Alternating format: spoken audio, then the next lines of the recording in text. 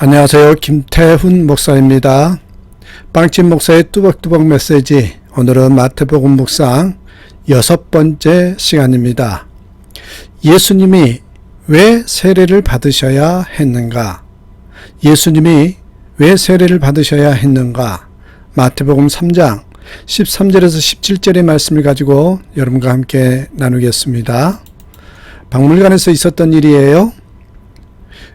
어떤 사람이 이상하게 몸을 구부리면서 전시물을 들여다보고 있었습니다. 그 행동은 사람들의 시선을 끌기에 충분했습니다. 마침내 경비가 그 사람에게 가서 물어보았죠. 그랬더니 그 사람은 자기가 초등학교 교사인데 며칠 후에 학생들과 함께 이곳 박물관을 견학하기로 계획하고 있다는 것이에요. 그러면서 말하는 것이 박물관의 전시물들이 어린 학생들의 눈에 어떻게 보일 것인가 미리 알고 싶어서 그런 행동을 했다는 것입니다. 어른들의 눈높이가 아니라 어린 학생들의 눈높이에서 보기 위해서 허리를 굽히고 무릎을 꿇었다는 것입니다. 사실 대부분의 전시물들은 어른들의 눈높이에 맞춰서 어른들이 보기에 편하도록 정시되어 있잖아요. 그래서 그런 수고를 하는 선생님의 모습, 독일의 어떤 병원 소아과 병동에서 있었던 얘기인데요. 그 소아과 병동은 좀 특이한 게 있다고 합니다. 그 소아과 병동의 특이한 점이 뭐냐면 각 병실을 몇 호실 이렇게 부르지 않고 호랑이 방, 코끼리 방 이런 식으로 부른다는 것입니다. 의사들도 우스꽝스러운 복장을 하고 아이들을 진료한다고 합니다.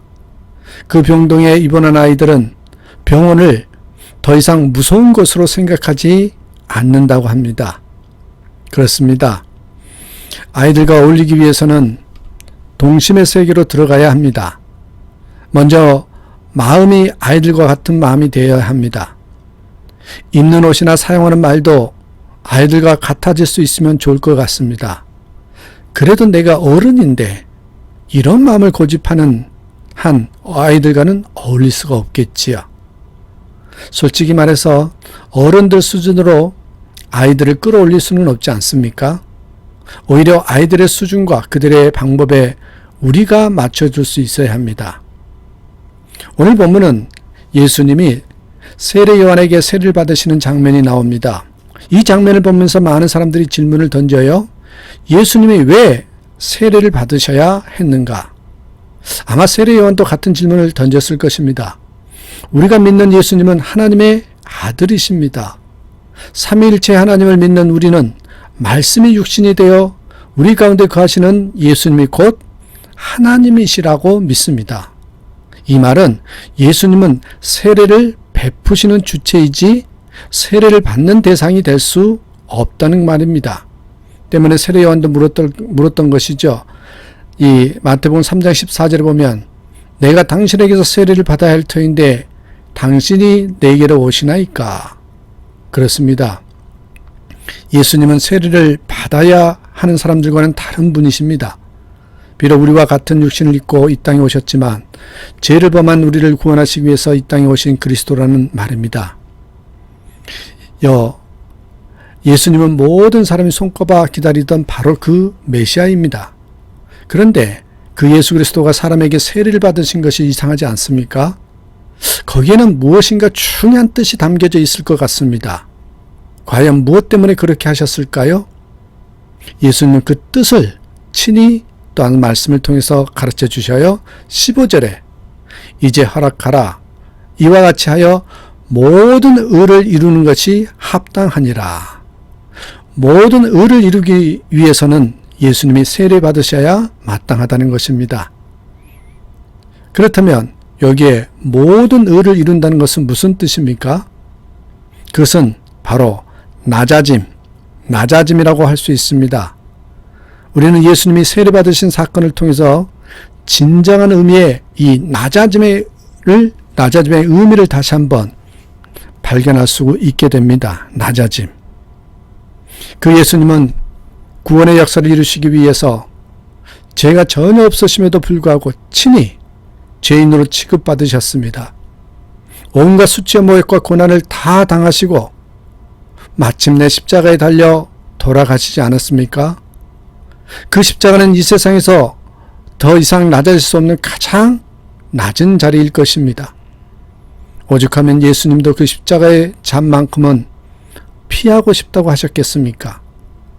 이 세상에서 가장 낮은 자리라고 할 수 있는 그 험한 십자가 위에서 온 인류의 구원이 이루어졌다는 사실이 우리가 믿는 기독교 신앙의 핵심입니다.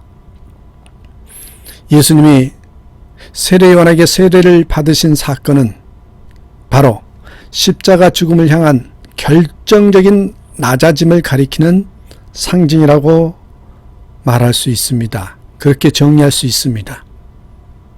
마지막 날 밤 제자들과 함께 식사를 나누시는 그 자리에서 예수님이 하신 말씀이 무엇입니까? 내가 주와, 요한복음 13장 14절에 또는 15절에 이렇게 말해요. 내가 주와 또는 선생이 되어 너희 발을 씻었으니 너희도 서로 발을 씻어주는 것이 옳으니라. 내가 너희에게 행한 것 같이 너희도 행하게 하려 하여 본을 보였노라. 낮아짐이 구체적으로 무엇인가 우리에게 분명히 보여주고 있지 않습니까? 제자들이 이 스승인 예수님의 발을 씻겨 드리는 것이 마땅합니다. 제자들이 스승의 발을 씻어 드리는 것이 정상이라는 거죠. 그렇게 하는 것이 지극히 상식적입니다. 그러나 예수님은 그 상식을 거부하셨습니다. 예수님은 자신의 발을 씻도록 명령하신 것이 아니라 오히려 제자들의 발을 씻어 주셨습니다. 예수님은 자신의 권리를 주장하지 않으셨습니다. 이 낮아짐은 예수님의 삶 속에서 언제나 섬김으로 표현되었습니다. 다시 말해서 여러분, 낮아짐이 없이는 결코 그 어떤 섬김도 가능하지 않다, 이 말씀입니다. 예수님이 친히 말씀하셨습니다. 마태복음 20장 28절의 말씀이에요.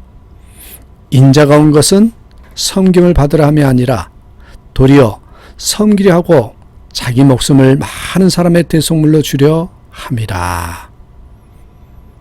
과연 섬김을 받으려고 오신 것이 아니라 섬기려고 오셨다는 것입니다.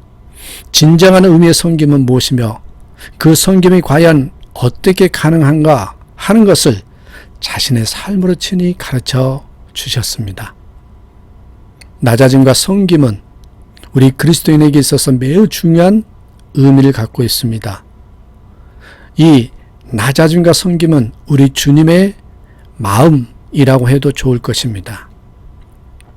그런데 그 주님을 믿는 우리는 과연 어떻습니까? 섬김의 전제 조건이라고 할 수 있는 낮아짐을 기꺼이 선택하고 있는지요? 선뜻 그렇다고 대답하기 어렵습니다. 실제 삶의 현장에서 우리가 낮은 자리에 앉는다는 것은 그렇게 쉬운 일이 아닙니다. 우리는 다른 사람보다 조금 못하게 평가를 받게 되면 견디지 못합니다. 정치권에서는 노골적으로 남을 깎아내리고 자기를 지켜 세웁니다. 직장에서도 자신보다 못한 사람이 조금이라도 높은 자리에 올라가면 속상해하지 않습니까? 우리가 살아가는 이 현실에서는 솔직히 말해서 아무도 낮은 자리에 앉기를 원하지 않습니다. 여기는 우리 그리스도인들도 예의가 아니죠.